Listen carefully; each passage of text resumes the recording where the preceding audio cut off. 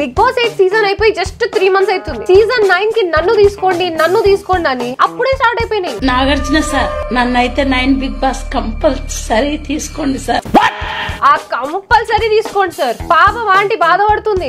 ఎందరో ఎన్నో మాటలు మాట్లాడినా నేను పట్టించుకుంటలేను. పాయింట్ ఏంటంటే మీరు అవి పట్టించుకుంటలేరు, ఇంకా మిమ్మల్ని ఎవరు పట్టించుకుంటలేరు. మిమ్మల్ని పట్టించుకునే లాస్ట్ పర్సన్ ఎవర్రా అంటే నేనే.